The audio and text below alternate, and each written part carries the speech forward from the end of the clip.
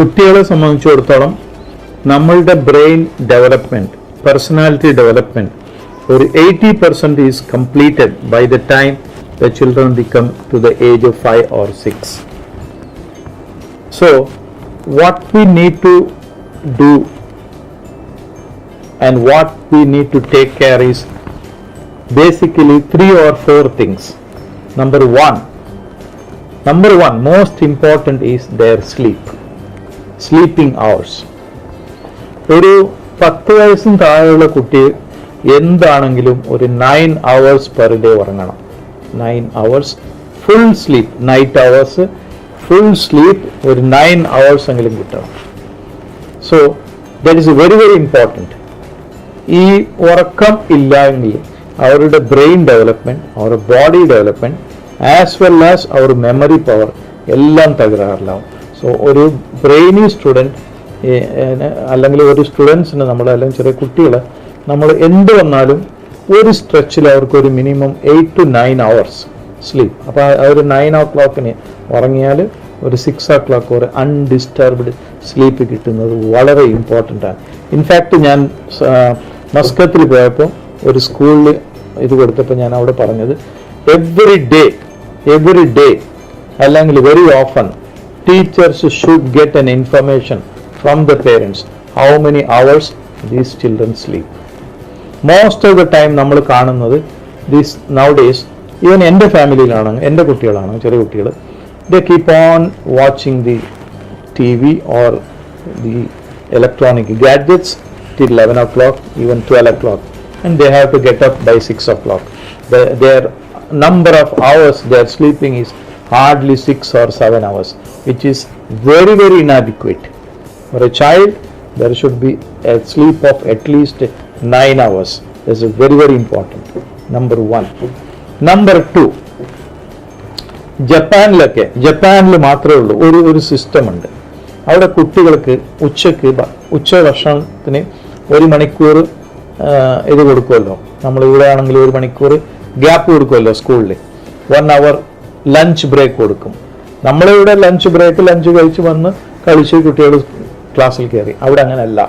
ഈ lunch break is like a teaching. അവർ എന്തൊക്കെ ഭക്ഷണം കഴിച്ചു, ഈ ഭക്ഷണത്തിൽ എന്തൊക്കെ പോഷകാംശം, എന്തൊക്കെ ന്യൂട്രീഷൻ, എത്ര കാലറി, എത്ര ഫാറ്റ്, എല്ലാ കാര്യങ്ങളും അവർക്ക് അറിഞ്ഞിരിക്കണം. അത് അവർ ടീച്ചറിന് ആ റിപ്പോർട്ട് കൊടുക്കണം. ഞാൻ ഇന്ന് ഉച്ചയ്ക്ക് ഇത്ര കഴിച്ചു, അതിൽ ഇത്ര കാർബോഹൈഡ്രേറ്റ്, ഇത്ര പ്രോട്ടീൻ, ഇത്ര ഫാറ്റ്, ഇത്ര കാലറി ഉണ്ട്, ഇത്ര വിറ്റാമിൻസ് ഉണ്ട്, ഇത്ര മിനറൽസ് ഉണ്ട്, ഇത്ര വാട്ടർ ഉണ്ട്, എല്ലാ കാര്യങ്ങളും കൃത്യമായിട്ട് അവർക്ക് അറിയണം.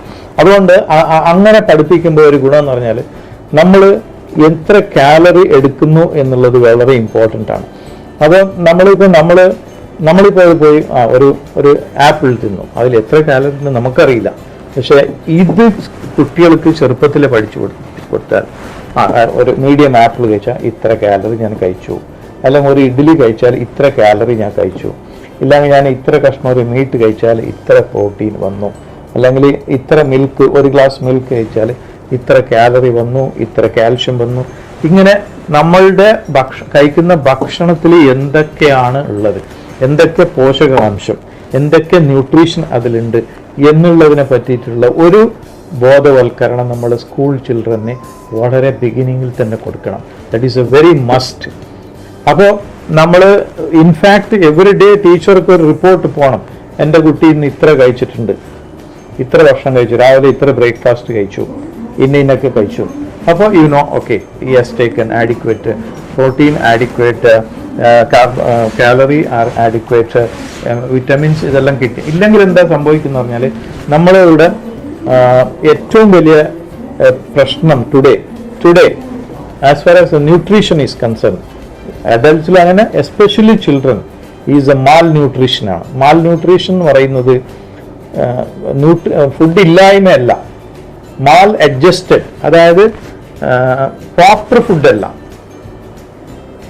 ഫുഡല്ല, മാൽ ന്യൂട്രീഷനാണ്. അത് ബാലൻസ്ഡ് അല്ല, അൺബാലൻസ്ഡ് ഫുഡാണ്. So the best thing for children we can do is teach them how to take balanced food.